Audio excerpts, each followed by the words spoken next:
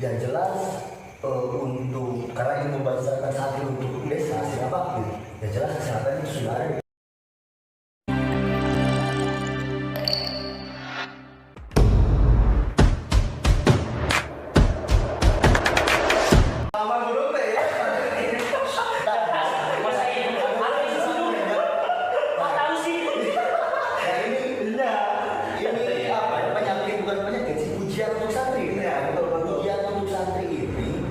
Kita banyak meminimalisir dengan kegiatan-kegiatan positif. Kalau santri jelas mengaji tiap hari, tiap menit, tiap waktu, maka ketika kita mengaji, ketika kita beribadah, kita itu jelas menjaga kesehatan. Dengan apa? Dengan wudu. Wudu itu bukan hanya saya bisa, tapi wudu itu salah satu juga menjaga kesehatan. Karena kita bersih-bersih tiap waktu. Begitu loh. Jelas, jadi kesehatan itu nomor 2. Iya, pendidikan nomor 1, kesehatan nomor 2. Nah, nanti kita dulu nih, kasih abang ini nih. Kayaknya ini udah meledak-ledak. Jelas jangan pakai apa, bro. Santri itu harus tahu, men. Iya, Bro Freddy Mercury.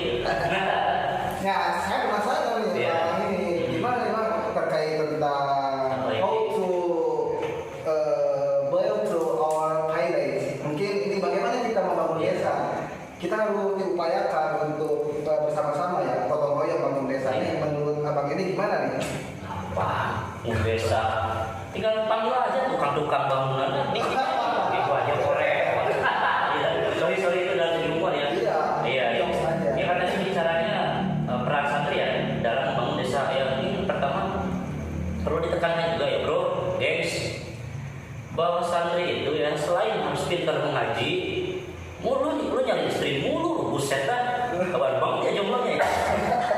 Sampai mana tadi? Lupa. Oh ya, selain pandai mengaji, dia juga harus pandai dalam berbagai hal. Salah satunya bikin hal-hal positif seperti vlog. Ini dalam segi medianya ya, vlog, terus YouTube, nyanyi dan lain sebagainya. Dalam hal positif, apapun santri harus bisa, wajib.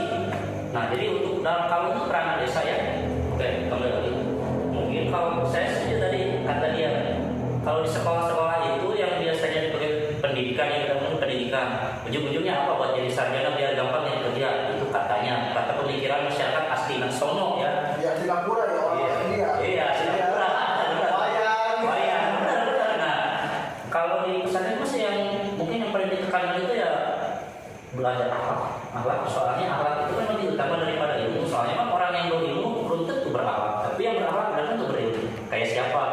Kayak ini Abah Nubi sama Hadratul Syekh. Nah, itu mereka itu orang yang berakhlak juga berilmu. Nah kalau ini nggak tahu apa dia. Ya mungkin untuk pribadi sih masih banyak. Masih jauh ya. Kita mencoba. Iya ya, kita mencoba menjadi lebih baik lagi jadi itu ya mungkin yang ditekankan itu jadi akhlak itu akhlak masyarakatnya dulu yang harus dipangkas. Yang mulai dari taruhlah ada orang-orang yang selalu menjelek-jelekan kepala desanya, aparatnya, RT-nya dijelek-jelekin terus sama dia. Tahu-tahu dia jelekin, ujung-ujungnya cuma pengen cuan. Buset, orang kayak gitu lah. Jadi artinya harus diperbaiki. Itu mungkin di situ peran santri itu untuk menceramahi mereka. Enggak. Jadi intinya akhlak aja lah, akhlak yang mudah-mudahan itu. Berarti mungkin ini ya kalau misalkan kita kolaborasiin dari apa yang abang ini utarain. Oh, ini bro, dia apa? Saya bro. Oh ya bro, gitu aja bro. Iya. Jadi pendidikan di sini sebagai pintu utama ya, kita bisa mengolah akhlakul karimah. Soalnya kan kalau misalkan kita langsung terjun ke akhlak, bingung juga kan kita mulai dari mana. Peran pentingnya pembangunan itu diutamakan dengan pendidikan. Nah, mungkin ini kan salah satu bentuk kita ya, mengupayakan agar santri itu bisa diakui dan bisa diterima oleh kalangan masyarakat. Mungkin santri juga harus berdaya, harus berdaya secara ekonomi, harus berdaya secara pendidikan, harus berdaya secara ya intinya mah kita harus bisa ngolah. Nah menurut abang ini gimana nih? Peran santri dalam pemberdayaan diri dan pemberdayaan masyarakat. Begini ya. Kalau pada intinya sih ketika ngobrol ke masyarakat, ini yang menjadi perdebatan, yang menjadi permasalahan di masyarakat, yang mengganggu sosial ya. ini kalau berbeda pendapat kita bisa selesaikan. Cuman yang sering menjadi masalah yang tidak bisa dibereskan itu berbeda pendapat. Nah makanya faktor ekonomi yang paling penting. Nah ketika menyinggung perekonomian, kita lihat zaman sekarang. Toh hari ini kerja itu tidak ada yang manual, semua pakai alat yang canggih begitu. Begitupun ketika melihat jumlah populasi masyarakat Indonesia yang meluap, yang banyak.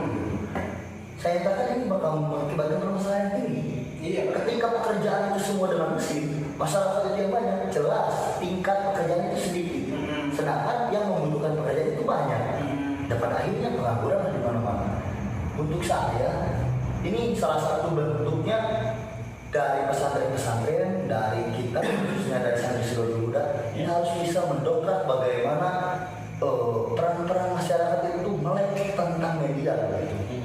Begitupun untuk perekonomian, kalau sekarang perekonomian hanya menciptakan barang, terus kita menciptakan dari yang ada dan tidak ada, itu menurut saya bukan ini, tapi itu baru setengahnya. Tapi yang harus sekarang gencarkan, bagaimana pendidikan pemasaran online.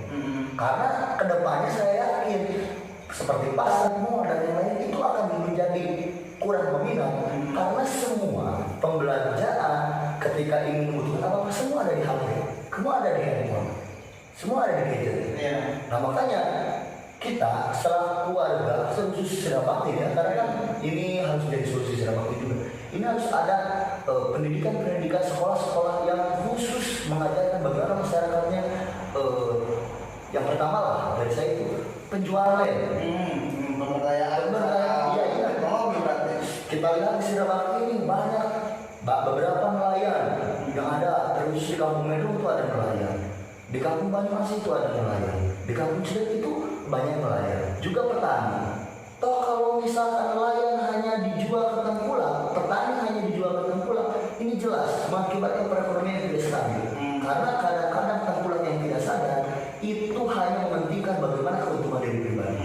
Tapi ketika misalkan nelayan dan petani itu bisa menggunakan media untuk menjual hasil daripada olahannya, daripada tangkapannya, daripada pertaniannya, itu akan menjadi kestabilan ekonomi dan juga termudah gitu.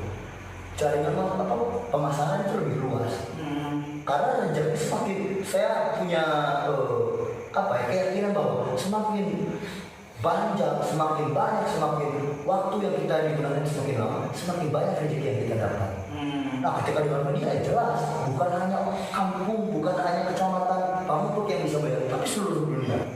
Itu akan menjadi peluang-peluang ekonomi yang sangat strategis. Wah, mantap banget ini abang ini. Abang ini mungkin secara pemikiran itu santri itu ngaji. Kebanyakan kan santri itu orang-orang banyak itu memandang santri rendah juga kan. Ada yang memandang bahwa santri itu, wah nanti keluar dari pesantren mau ngapain? Ngaji doang. Gak kayak gitu deh. Nah, ini salah satu contoh santri yang memang bisa kita teladani. Secara keilmuan agama dia mumpuni, secara keilmuan sosial juga beliau alhamdulillah mumpuni, mantap. Nah, ini mungkin kita kupas bersama ya. Ini mungkin perbahasan yang sangat menarik. Apa yang diutarakan abang ini bahwa apa yang terjadi di negara atau mungkin di dunia sekarang itu merupakan suatu bentuk evolusi dari peradaban. Nah, ini mungkin menurut abang ini nih gimana nih? Ya, jadi saya bilang, makanya tadi awal saya bilang santri itu selain harus bisa ngaji, dia juga harus bisa dalam segala hal ya, cakupannya luas kan? Benar gak bro? Betul. Iya, makanya salah satunya pintar menggunakan media, bukan buat nongkrong joget-joget itu kerja. Tapi kalau masih itu gimana? Ya kalau masih itu udah apa-apa, tapi kemarinnya kan joget-joget doang ya apa? Enggak, jadi maksud saya itu. Jadi kalau dipakai joget-joget gak jelas ya, mending dipakai buat usaha kayak buat jualan online, jualan apa dasar jangan jualan di mana harga diri aja. Teknologi pertarungan makanya kan satu itu padahal dulu ada peribahasa nih orang zaman dulu ya, kita harus bisa tepat sunat nginum kawat tuh di bapak zaman, ngerti gak maksudnya? Nah, jadi kita bisa menyesuaikan sama kondisi dan situasi saat ini.